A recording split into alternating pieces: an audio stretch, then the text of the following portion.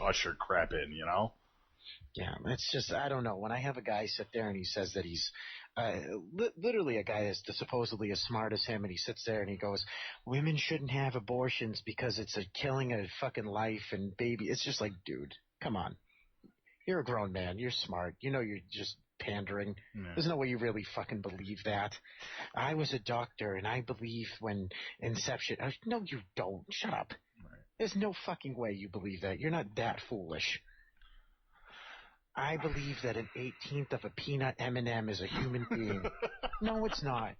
It's not a fucking person. Really? Did you just compare a fucking human being to a peanut? Motherfucker. Folks, they're both delicious. They're both delicious. You got to eat those embryos fresh out of the egg. Gotta crack them, huh?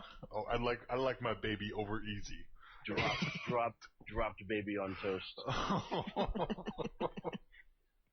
Do you remember? I don't know if you remember. I like a baby lettuce and tomato sandwich. A BLT. A baby lettuce and tomato. It ain't a BLT unless it's got Hellman's mayonnaise. That's right. Oh, who is this Hellman's character? I don't know if you remember this. Do you remember when we did the after show and I started talking about abortion out of nowhere? I don't even remember where it was. And we had like 250 people listening, and I literally cut them in half because I said that I said that not only should abortions be legal, but they should give free Applebee's gift cards with each abortion. Oh, Jesus. Yeah. We gotta talk about this Cockle Dockle thing. It's been hilarious. It's Cockle Dockle, but it's called Puppy Likes to Poop. I don't even know what you're talking about. It's a tabletop game for kids. And what you do is, it was made popular in Germany 2 years ago, and it was such a popular game in Germany that they figured, you know what, Americans would love to play this. And what it is there's a Dachshund, and you feed it like this clay or something, like clay or whatever, and everybody has like 4 little hands. They look like just little hands, and what it is everybody taps the hands as fast as they can until the Dachshund poops in your hands. This is fun from the country that brought you great things like gas chambers and Russian roulette. Wait. Yes, I know that doesn't make sense because Russians probably brought us Russian roulette. Just saying. So you just slap hands until something poops in it? Yes. And that's the point of the game. If you get to poop in your hand, you win, yeah? You win? You win. And kids everywhere are like, yeah, I want this game, yeah. Now, Scheiße. apparently, we're a very feces-oriented society over here in America. Oh, my God. I don't think so. Apparently, Germany's got us beat. First off, I'm amazed at the person that created it, but Germany is known for their enjoyment of the poo. Yes. But who in Germany or who in America said, you know what we really need? Man, that hand-slapping dog poo game, that's going to be a huge hit over here in the States. My goodness, everybody in America wants to pick up doggy poo. I still don't understand the game. Do you beat the dog until it shits? You beat the hand, that the hands are connected. Okay, yeah, let me paint the picture. The hands are connected to the dog's butt. Okay. By a cord. So that's it looks like unto itself already disgusting. It's not connected directly to the butthole. Actually, I would say it's probably more connected to the testicles. Okay. Okay. And so there's this cord in between the hand and the testicles, and you pretty much have to beat the testicles, the hand that's connected to the testicles, in order to make the dog poo.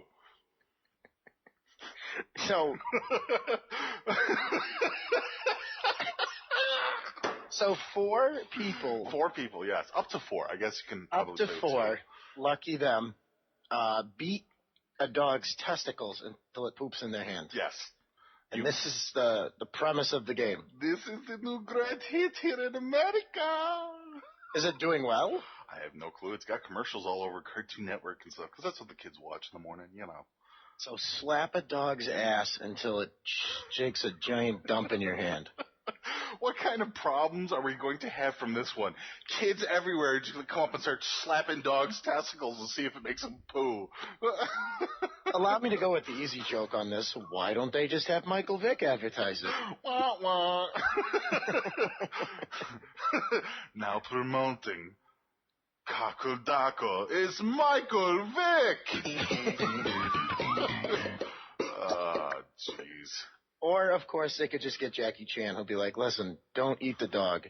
Smack its ass until poo comes out of it. Flying Hoodman brings up a good point. Why not just play Red Rocket? At least the dog enjoys that one. Yeah, he does. Yeah, oh, look.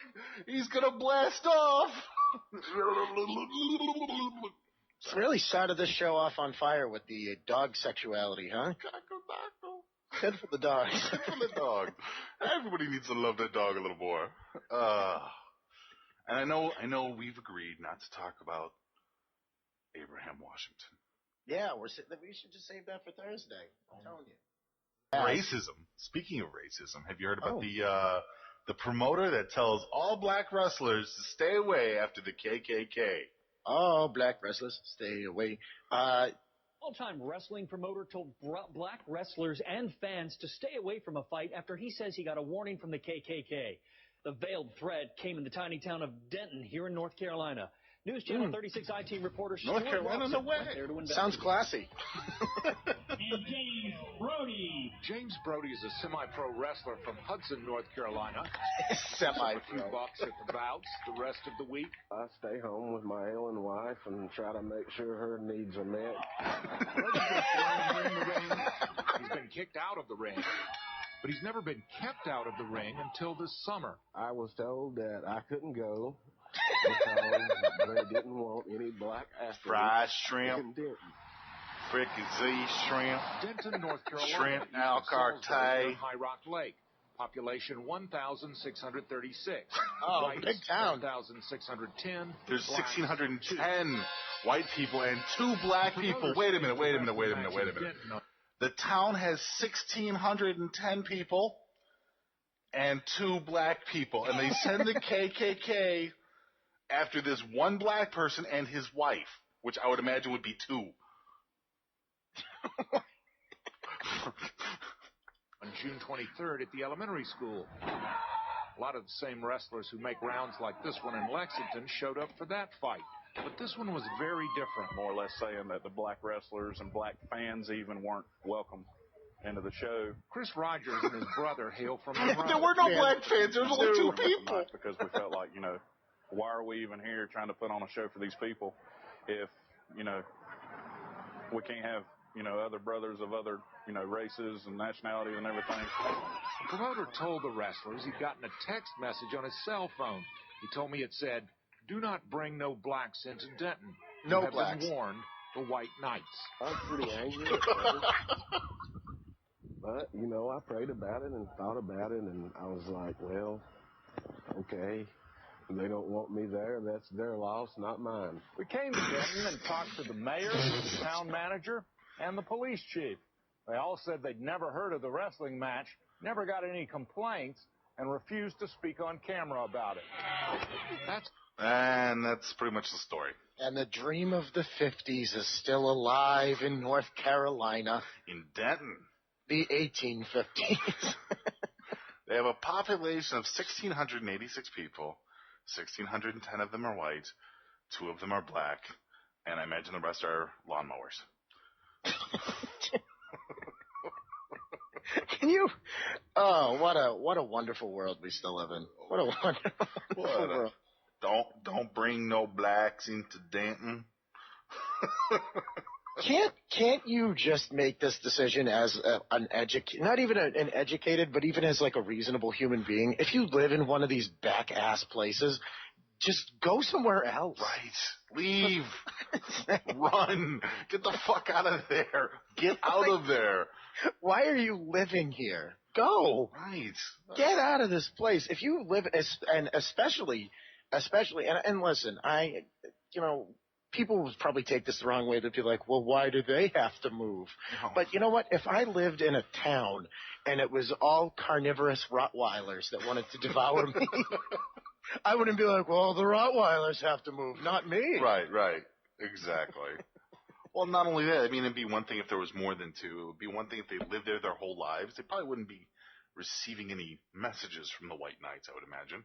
All right, but this just shows you how you can get away with racism in the year 2012. Basically, you have to live in an area that is so small that nobody cares. Like that's how small you have to be to get away with this type of stuff. If you did that in a town that had even 10,000 people in it. Somebody's town doesn't have a bus, Joey. Somebody's town doesn't have an internet connection, a television line. Oh my God. And then one of those guys immediately showed up the building and threw his hand above his head and said, "Guys, there's a black guy as the president. Did anybody know about this? They all over the place. They all over the place. No. It's right on the picture box down at the Buffalo Wild Wings, and they have black people all over it." But you want to know?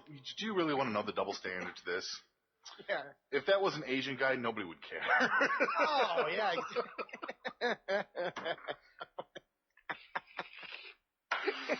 Nobody would care. That's right. You can't put Hung Hong Dong on your wrestling show. If you put Hung Hong Dong on there, we gonna come down there and we gonna brown your ass like rice. My uncle fought in Vietnam against them people. I'm Japanese. We killed you back in World War II with a Hiroshima and Nagasaki. My uncle fought you down in the Gulf War. My American flag gives me the right to tell you Asian slanty-eyed people and your crazy blue language to get on out of my town of Denton. Y'all just gonna have to leave. And it's stories like this that when people say they're proud to be American, yes. I go, no. You're proud to be from the state, locale, wherever you may be from, because you're making a real general statement when you say America. Yes. You're proud to be in the same group of people as those absolute dipshits that you just heard from. It's horrible, isn't it? It's horrible that it even exists. But anyway. Could you just not imagine, or would anybody be surprised if there was like two entrances for the match at SummerSlam, and it's like, and here's Triple H, and it's like lightning from the sky, and Zebra's walking across the stage, and there's a fucking centaur, and here's Motorhead, and then Triple H walks out with his crown, and fire pouring from the sky, and all of a sudden a moat full of... There's gymnasts, there's dancing girls, there's somebody being sacrificed on an altar, fire raining from the sky, yeah. She just comes down and worships Triple H. It's like a moat full of alligators, and they're like eating diamonds. He just throws in babies into the fucking moats, you know? It's like, here's Triple H, he's the greatest man alive. And then Brock Lesnar comes out and it's like, hey, there's Brock Lesnar. I'm playing a xylophone and here's a kazoo. His audio goes out, one of the pyrotechnic, it's just like one sparkler. You know, he comes like Gilbert. It's just... He walks out, it's like... There's like Paul Heyman playing a kazoo through a half-broken microphone. He's wearing a wad.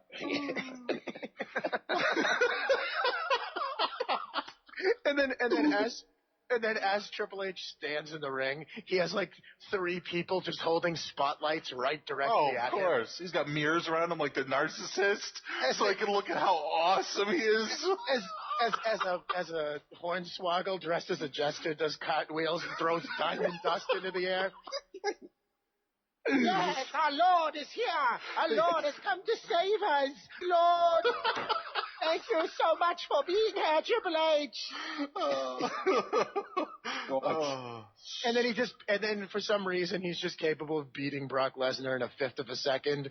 And then he just doesn't even beat him. He just lays down and then it just pins him. And then after that, everyone just executes. Actually, what it is they oil him up so much and the spotlight shine off of his immaculate breast that Brock Lesnar shields his eyes and falls to the ground as Triple H just puts his hand over him. Doesn't even touch him. Just lets the light reflect off of his shiny, oiled up body. Out of absolutely nowhere, Abraham Washington comes out crucified upside down, and they roll him out on a shopping cart.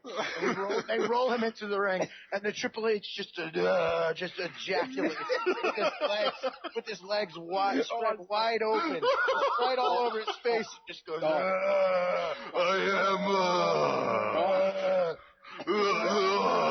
am the gamer. All over him. And he just comes all over his upside down corpse. Just all over the little head microphone that he's wearing.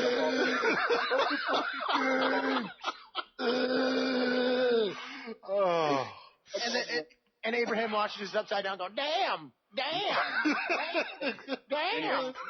is racist, damn, this is so racist. And then they give Brock Lesnar his check for $2 million and he goes on the fucking table. Oh my God.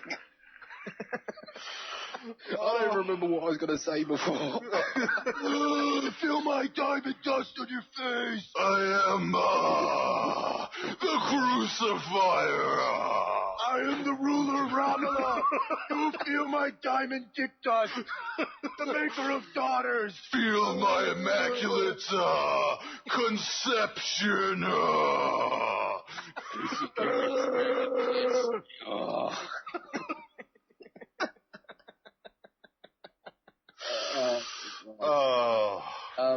Are any of you even looking forward to Raw? Oh my God.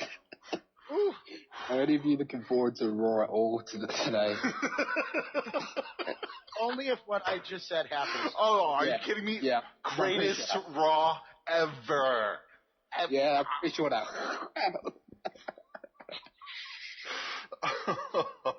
Oh, man.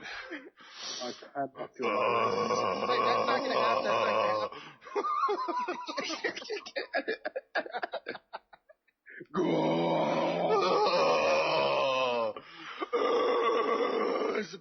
Punk is just going to sit Indian style and just watch the whole thing.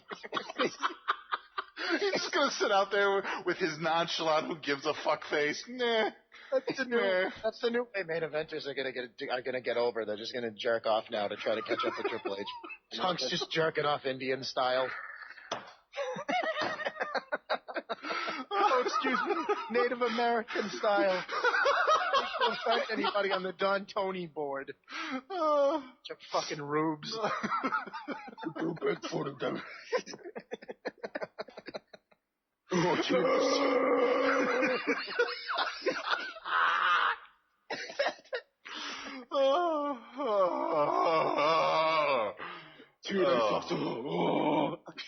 Jesus. It's a good Monday, guys. This is great coffee, man. Good Monday. I think I'm just going to wake up every morning and just make that noise to get myself going. I'm just going to ejaculate. Tink, I'm the gamer. He's just ducked down.